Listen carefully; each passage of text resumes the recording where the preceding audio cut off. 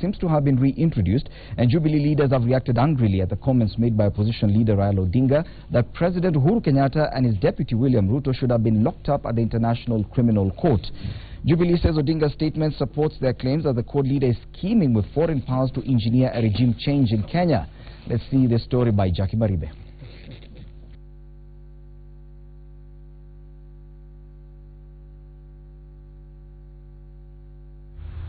The ghosts of ICC have come back to haunt the nation, specifically its leadership that successfully rode on the ICC wave of fear to seek office in 2013. But it is these utterances from CORD leader Raila Odinga that have informed a new conversation ahead of the coming poll. Wastakiwa na kama vile Bwana Uhuru Kenyatta wanakuwa ndani ya sel mpaka kesi ikiisha, lakini ICC limehurumia. Kwa yeye natakana atoe pongezi na shukrani kwa ICC, si kusema tu Kenya itatoka kwa ICC.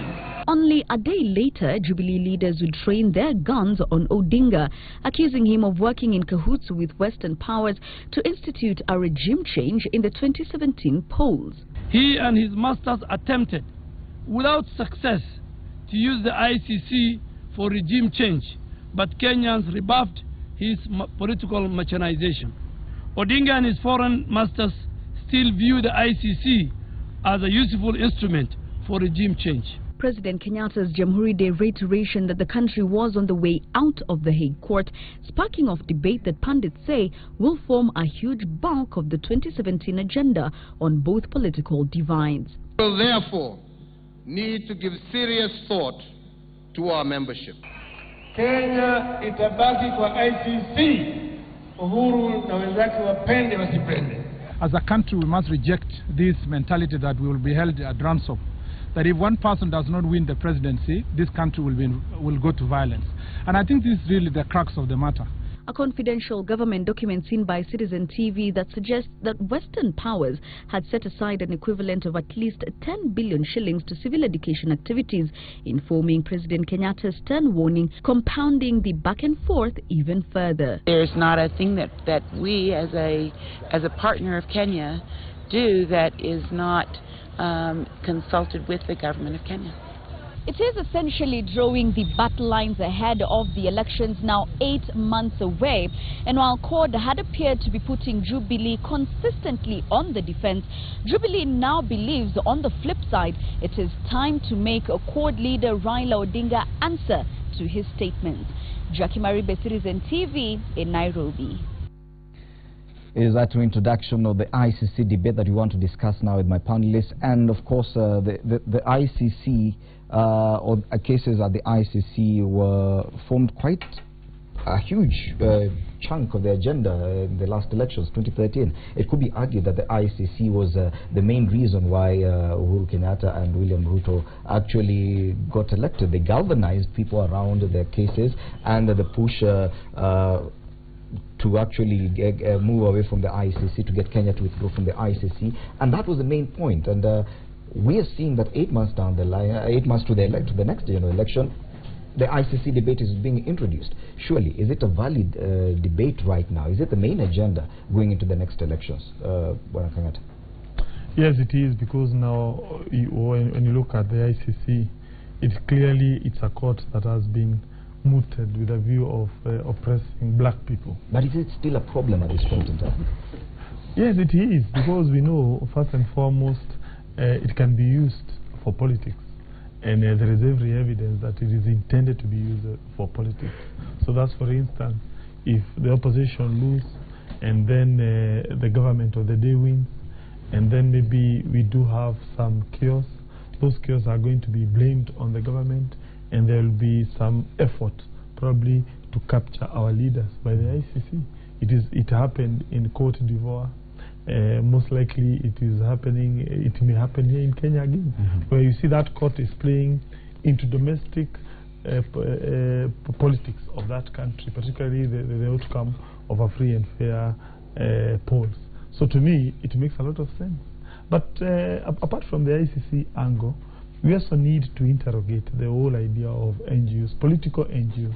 We have several NGOs doing a very good work, those ones dealing with health, those ones dealing with education, fine. But the political NGOs, we need to interrogate their role in this society. And the reason I say so is because the whole idea of NGOs is a decoy by the Western government to manipulate other countries. Because, of course, we have what we call formal relationships between State A and State B. Those ones are conducted through diplomats. But they came up with another idea. That is, a powerful country dictating what you're doing, but you don't see it. It's a decoy. So you hide it under the rules called NGOs and civil society. So you don't see the Westerner. You don't see the Mzungu there. But indeed, he's the one holding the lever. Senator Hassan Omar, of course, it is the president. Let's be fair, it is the president who reintroduced this debate in his Jamhuri Day speech. That's right. And not Raila Odinga. Raila Odinga was simply reacting to him. But surely, do you understand where the president was probably coming from when he highlighted this matter? The president is not foolish. He knows that his case has not been terminated, contrary to popular opinion. His case is simply inactive. That if that witness 5 or whatever his name is withdrew, so suddenly decides that he wants to come back into the case, all these witnesses, these allegations of lack of state cooperation or tampering with witness evidence, if all these matters were addressed conclusively, those cases can still come back and be concluded.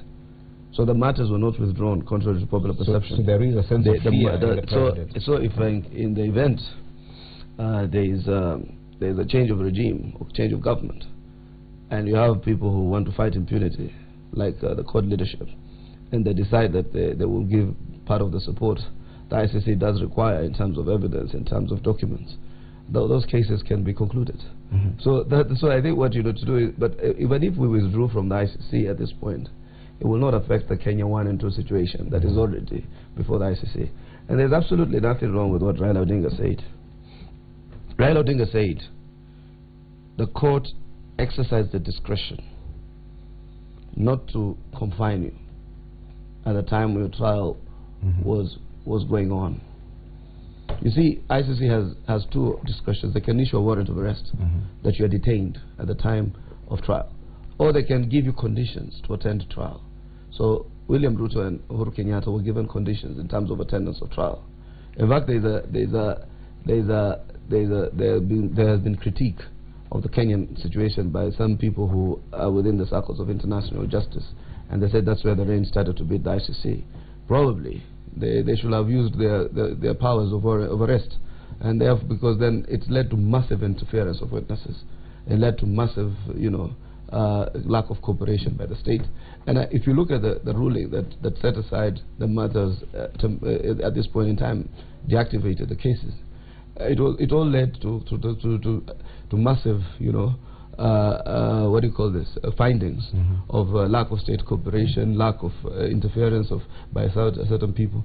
And I asked my brother Irungu Kenyatta, you're a young guy, I met you in the university, to start using that argument that the ICC court is for black people. Black people, if you're a black person and you're killing your countrymen, you need to be punished. No, but what about Assad? So even if it is... What about the killings in Aleppo, Syria? What about them? No one is being taken before the ICC, notwithstanding mass murders is happening in Aleppo City. The war is active. Okay. The war is active. The war is active. When the war is active, what about you have to what about George Bush? You see, this is the kind of... What about George Bush? Argument. They killed millions in Iraq. Let's move to the kind of argument. They killed millions in Iraq. Prove it. We have evidence. Everyone knows. You have millions in Iraq. No one has been punished for that. Debate. You can see how emotive it is. You can see how emotive it is. 8 months to the election. Should we really be talking about the ICC? How does it play into the Kenya situation right now? This is 2016, not 2013. It is playing now because the spin doctors of Jubilee who advised Uhuru told him exactly what he did. Uhuru is desperate to replay 2013, where him and Ruto, they relied on ethnic mobilization. And the easiest way was ICC. Listening to Uhuru on that day, you could hear a president saying that it is possible I'm going to be defeated. Then, based on that fear, what Senator Hassan has said applies. He knows that the cases at the ICC have not been terminated, and therefore, if he loses, when court takes over, he fears that court would revisit the case. That's all. And now, he wants to harp on that, to hype it, so that it becomes again an election issue. When you listen to young Irungu, on behalf of the people who died, I caution you, don't you think that because post-election violence weighed itself in such a manner that your part of this country did not witness violence, as we saw in Kakamega, as we saw in Coast, as we saw in Nairobi, as we saw in Kisumu and Eldoret, don't you think that subsequent post-election violence would not visit violence in your area? And before I listen to you, and you must listen to me. You need, my brother, to protect a situation whereby a stupid African leader, a black man, kills his people and says that nobody will ask me, simply because another foolish man in the Far East also did the same. We as blacks, we also must break the frontiers of good leadership. And this when did he so suddenly become an advocate for Syria and Aleppo? Please. No. I've been talking about these issues. Even my son who is a lawyer, I suspect he doesn't know Aleppo is. I have a question for you. Yes. Now that you say it is a Jubilee PR stunt, that they're trying, it's a spin. Yes. Was it right, therefore, for Honorable Raila Odinga to play into that spin and actually respond to it? Didn't he just play it? Now we're having that ICC discussion because it was introduced by the president, and you're saying it was spin, but yes, we already discussed it. Which is why I want to urge, especially young people, educated people from the central part of the country, who have been brought up to believe that Raila is a monster, to stop and listen to the wisdom of what he was saying. He was saying, Jubilee, you went to the ICC for justice, and you got more than other people, including Cote d'Ivoire, got, because you were allowed to remain in office instead of being arrested as your case was going on. So have faith in the ICC. When you go there, they don't play politics. Was it right for Raila Odinga, before we go to Senator Matani, was it right for Raila Odinga to respond to that issue, if at all it was spin by Jubilee? Raila was reacting to the fact that we will not withdraw from the ICC, which was a position taken by that convention on that particular day, or that Congress, National Delegates Congress. And secondly, in further cementing the argument, he further said what Dr. Halwale is now saying, that listen, there's evidence that this ICC has been kind to you. Waliwaonea huruma. That they did not put you in jail. That they allowed you to attend trial on certain conditionalities. So for that reason, have faith in the fact that they have been fair. If they had wanted to humiliate you, they would have released a warrant of arrest, and you will have been a fugitive globally. Okay, Senator Matangi. Now, Senator Omar and Senator Halwale seem to suggest that the president, in reintroducing this debate, was coming from a point of fear, that he's actually looking ahead and seeing probably he might lose. After all, there are a few presidents, incumbents right now across Africa who've lost elections, including Mahama, who was a one-term president and a very good friend of President Uhuru Kenyatta, that he's looking at this from a point of fear that he might lose the next election, and that ICC debate might be introduced at that point. Do you think that is a valid point? Fred, can I try to put just two very quick issues into perspective? It is good for our viewers to understand this ICC thing, because most of the time when we say we must move out of the ICC, it's not good for the country. There's a fact that's always overlooked: the facts themselves, not the politics. And it is the fact I would rather deal with. Remember, just during the elections in the US, Trump said that the US is going to withdraw its funding from NATO, and once they withdraw their funding from NATO, NATO is going to die, and they have been depending on the funds from the US to carry out the operations. Now, what our people need to understand as facts, not as politics, are two things. One, the ICC is an appendage of the United Nations, of the UN. Now, the UN is a body that operates with funding from all those countries, including the US, including the Germany and France, and all. They are the ones who fund the UN to go and put bread on their table, buy newspapers, and without that funding, the UN cannot operate. That's how they operate. Now, the court in ICC receives these funds to operate from these countries. So for that court to open its door in the morning, and those judges to receive their salaries, and for them to have a glass of water, money must come from the US. It must come from Germany. It must come from the other people. And that is how that court exists. Now, those are the stakeholders of that particular court. Now, remember, and I want to urge my two colleagues here, let's first move away from the politics. Let's deal with the facts. You see, we are a country that got independence just 50 years ago. Who are our colonizers? Our colonizers were those people. They were Britain, in other countries in Africa, other colonizers were Germany, and all over.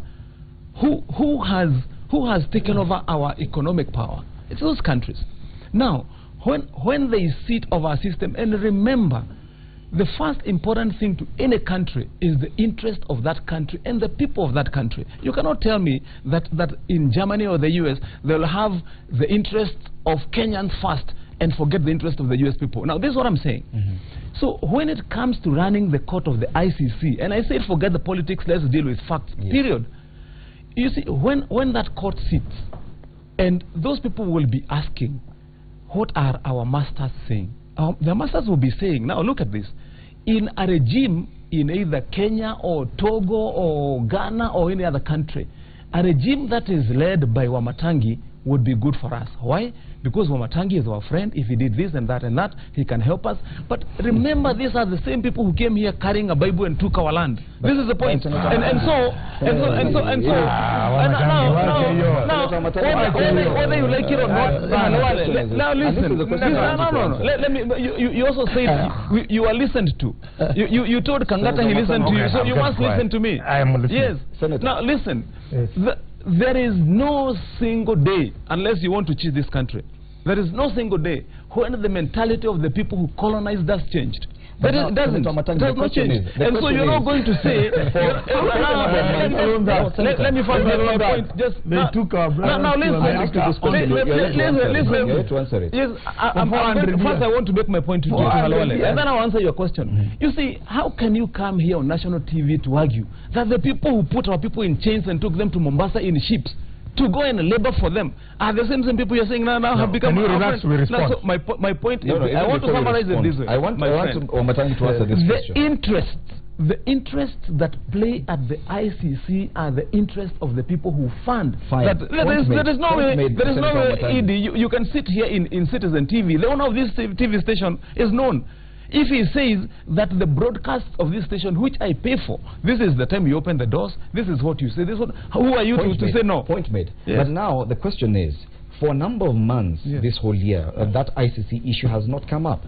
And the President and the Jubilee administration has not been discussing ICC at all. Yes. What motivated the reintroduction of that debate? Now listen, I can tell you, this is my point. I'll answer you. Let me answer you. It's very simple. Because they seem to suggest it's from a point of fear. Now, that is the Senator Halwale version, and he is right to see it the way he likes. He would want to see it because he's a politician, and it plays one way or the other into his political mind. Okay. But this debate has never died.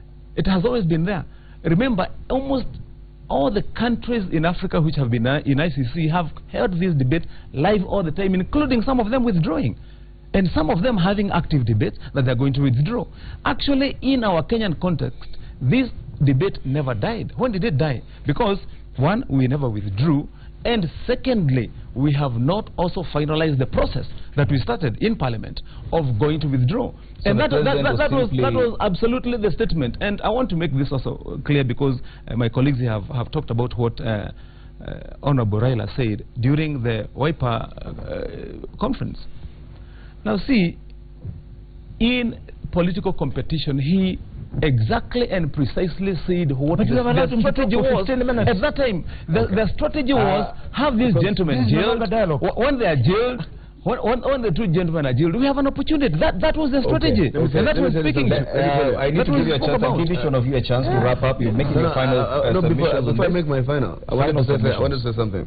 We won't come back to you after this. Matangi has made a poor attempt of casting himself as an anti-imperialist. Yes. You know, when you want to now, rationalize what is said in political science terms, where a student of political science, and casting himself as a Pan-Africanist.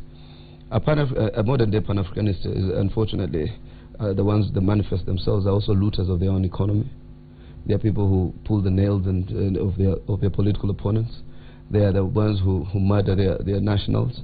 Pan-Africanism itself is an ideal about actualization of our Africanity. Yeah, ethos of social justice, ethos of transparency and accountability in government, ethos of building an Africa that is rid of corruption, rid of disease, rid of ignorance. So yet you preside over a regime of decadence, and when it's convenient to you, the people who own property in Europe, the people who go for their holidays in Europe. Have you ever had any of these big people going for holiday in China, or in Belarus or somewhere? They're all people who love to have U.S. multiple entry visas to the United States, the imperial powers, so to speak, multiple entry visas to Europe. That's where they take their kids to school. That's where they have their holiday homes. That's where they have their resorts. A Western appetite. Where on one side, when it's convenient for them, so suddenly they've become imperialists. You know, so they have their appetite, but they become imperialists because they are called to accountability. They want to destroy an institution of accountability, so suddenly they've become sympathizers of Syria and the people of Syria. Yet there's been an issue going on in the Middle East, on Palestine, and we've given all tacit support to Israel to continue humiliating the people of Palestine. So conveniently, when it works for you, you're asking about Aleppo. So I think, you know, if we put context into these things, it is pure and simple. Genuine Pan-Africanism.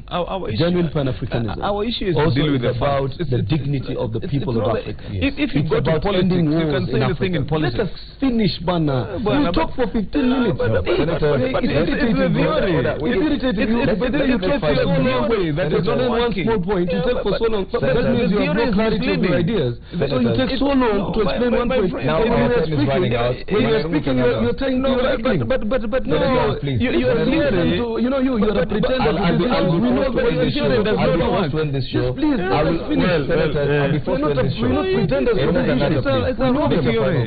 Your theory is defeatist. It's not a true theory. It's a wrong theory. For more than 400 years, black man was taken from this African continent to the Western Europe as a slave with no compensation.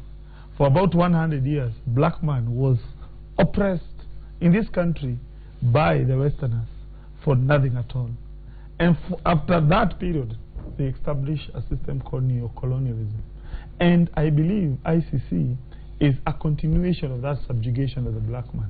Otherwise, if indeed ICC is a very independent entity, I would want to see George Bush in that court. I would want to see that guy called Blair in that court. Why? These guys, they lie to us that we do have weapons of mass destruction in Iraq. They went there. They did not even find one weapon in there. And up to now, no one has been taken to that court to account for that. Right now, there's a lot of bad things happening in Syria.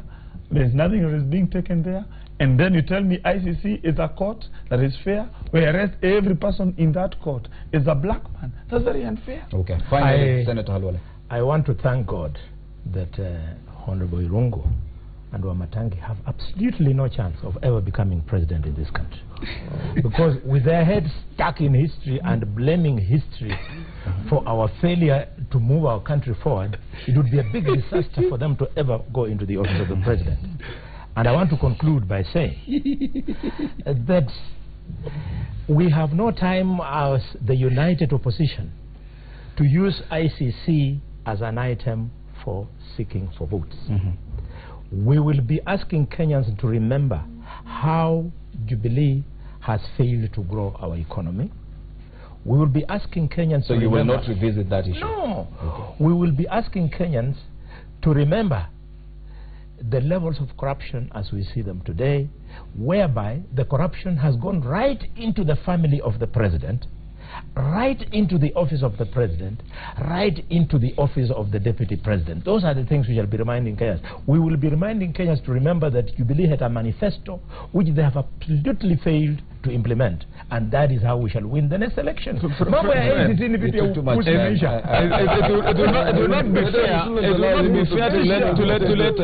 be fair to let Halwale, it will not be fair to let Halwale, preach his faith, to preach his faith to us. If he has finally realized that with his style of politics, he has absolutely no chance of ever becoming anything beyond what he is, that is not something he should preach to us. I mean, for us, we have our visions. Let me tell you, maybe he or I, there's the same gospel you preached against Uhuru. In 2012, you went around saying these people belong to prison. They can never be president. He should be he's a jailbird. Now, he is president. And let me tell you, let me tell you, my friend, you have no power. I wanted to tell you that. Listen, my friend. Hassan Omar and thank you so much for helping us look at the headlines this morning. That is our news review. Good morning.